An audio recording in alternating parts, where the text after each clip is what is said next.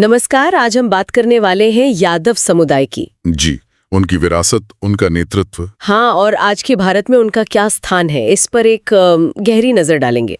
बिल्कुल। हमारे पास एक दस्तावेज है जिसका शीर्षक है यादव समुदाय, विरासत, नेतृत्व और आधुनिक प्रभाव।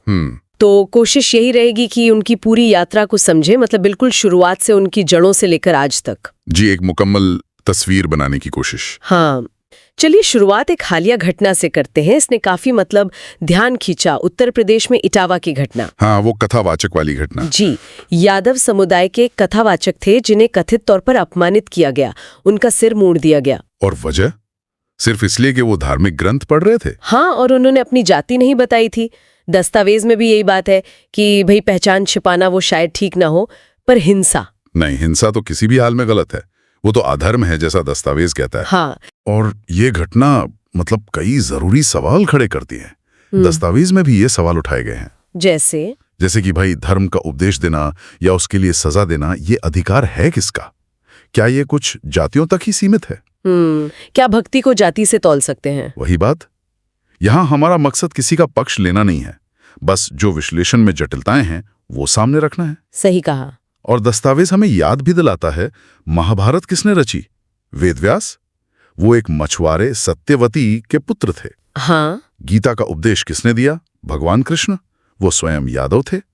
संत रविदास को देख लीजिए, जाति से मोची थे पर ज्ञान दिया दुनिया को। तो भक्ति और ज्ञान ये जाति नहीं देखते? बिल्कुल नहीं। और इसीलिए दस्तावेज में जोर है कि ऐसे मामलों में सख्त कानूनी कार्रवाई हो, और एक समावेशी, सबको साथ लेकर चलने वाले धर्म की बात है। अच्छा, अगर हम थोड़ा इतिहास में पीछे जाएं, तो ये जो यादव समुदाय का जुड़ाव है भगवान कृष्ण से। हाँ, पारंपरिक रूप से यदुवंशी राजवंश से। और कृष्ण का जो चित्रण है महाभारत और गीता में, वो सिर्फ एक भगवान का नहीं है। नहीं, बिल्कुल नहीं। वो एक रणनीतिकार भी है, एक डिप्लोमैट, समाज सुधारक। बहुत सारे पहलू हैं। और ये गुण क्या ये आज के यादव नेतृत्व में भी दिखते हैं? हाँ, दस्तावेज इसी तरफ इशारा करता है कि वो जो एक लोकाचार है वो कहीं ना कहीं मेल खाता है। और प्राचीन मध्ययुगीन भारत में तो उनकी पहचान योद्धा और गोपालक की भी रही है। गोप है ना? जी, गोप। तो इस ऐतिहासिक पृष्ठभूमि से कुछ खास मूल्य भी जुड़े होंगे? हाँ, बिल्कुल। दस्तावेज कुछ मुख्य मूल्यों पर रोशनी डालता है। एक तो समानता और न्याय, जो कृष्ण की विरासत से जुड़ा है। जी। फिर कृषि संस्कृति से गहरा लगाव, जमीन से, पशुओं से जुड़ाव, गोवर्धन पूजा जैसे त्योहार इसी का प्रतीक हैं। फिर बहादुरी और रक्षा का भाव, जैसे अही रेजिमेंट में सेवा। हाँ। अक्सर सैन्य संदर्भ में यादव समुदाय से जोड़ा जाता है इसे। हाँ, उसका जिक्र आता है। और जाहिर है आध्यात्मिकता, कृष्ण भक्ति, मंदिर, परंपराएं, ये सब। तो ये तो हुई पारंपरिक मूल्यों की बात। अब अगर आज के भारत में देखें तो यादव समुदाय का प्रभाव कहाँ-कहाँ दिखता है? देखिए, प्रभाव तो कई क्षेत्रों में है। राजनीति तो शायद सबसे ज्यादा चर्चित है। हाँ, बड़े नाम हैं। मुलायम सिंह यादव, लालू प्रसाद यादव, अखिलेश यादव, तेजस्वी यादव, राष्ट्रीय क्षेत्रीय दोनों स्तरों पर। और राजनीति के अलावा सेना का जिक्र आपने किया। जी, अहीर रेजिमेंट। दस्तावेज में बताया गया है कि 1962 के युद्ध में, कारगिल में उनकी भूमिका कितनी अहम रही। वो बहादुरी की परंपरा दिखती है। लेकिन सिर्फ यहीं तक नहीं, अब शिक्षा और रोजगार में भी तस्वीर बदल रही है। अच्छा, किस तरह से? अब ज्यादा यादव युवा आपको सिविल सर्विसेज में दिखेंगे, आईटी सेक्टर में, कानून, मेडिकल, अपना बिजनेस शुरू कर रहे हैं, उद्यमिता में। ये तो अच्छी बात है। और खेल में भी सुशील कुमार हैं पहलवान, नीरज यादव पैरालंपियन, इन्होंने अंतर्राष्ट्रीय स्तर पर नाम कमाया है। हाँ, बिल्कुल। और क्षेत्रीय सिनेमा, खासकर भोजपुरी सिनेमा की बात करें तो वहां भी समुदाय की उपस्थिति बढ़ी है।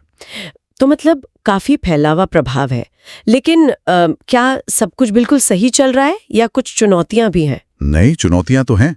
दस्तावेज साफ बताता है। एक तो वही जाति आधारित पुरानी सोच, स्टीरियोटाइप्स, वो अब भी पीछा नहीं छोड़ती हैं। हाँ। फिर उच्च संस्थानों में या कुछ खास क्षेत्रों में अभी भी प्रतिनिधित्व उतना नहीं है। और समुदाय के अंदर भी शायद आर्थिक फर्क होंगे। बिल्कुल। आर्थिक असमानता भी एक बड़ी चुनौती है।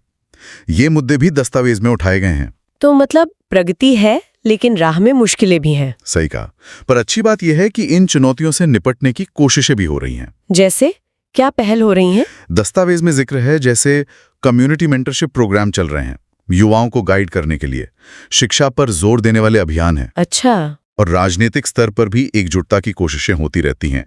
तो ये सब मिलकर एक तरह से सामाजिक बदलाव और सशक्तिकरण के नए रास्ते बना रहे हैं। तो ये दिखाता है कि समुदाय अपनी स्थिति को लेकर जागरूक है और आगे बढ़ने की कोशिश कर रहा है। बिल्कुल।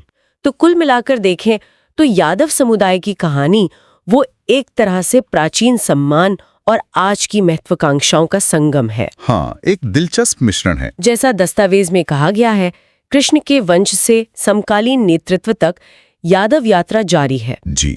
चाहे राजनीति हो, सेना हो, शिक्षा, संस्कृति, हर जगह ये समुदाय न सिर्फ अपनी पहचान जो कृष्ण से जुड़ी है उसे बचाए रख रहा है, बल्कि भारत के आज के सामाजिक राजनीतिक माहौल को भी प्रभावित कर रहा है, सक्रिय रूप से। हाँ, वो धर्म, समानता, साहस, इन मूल्यों को आगे बढ़ाते हुए दिखा रहे हैं कि कैसे एक परंपरा से जुड़ा समुदाय भी आधुनिक दौर में नेतृत्व कर सकता है। बिल्कुल। और अंत में दस्तावेज में एक श्लोक का जिक्र है गीता से, जहां अर्जुन कृष्ण को संबोधित करते हैं। इतनी प्राचीन स्वीकृति मिली हुई है। हाँ, ये सोचने वाली बात है। तो आज के संदर्भ में जब हम जाति, भक्ति, सम्मान इन सब पर बात करते हैं, तो ये प्राचीन समझ, ये स्वीकृति आज की बहसों को कैसे देख सकती है, कैसे प्रभावित कर सकती है? ये वाकई एक गहरा सवाल है। इस पर जरूर सोचा जा सकता है।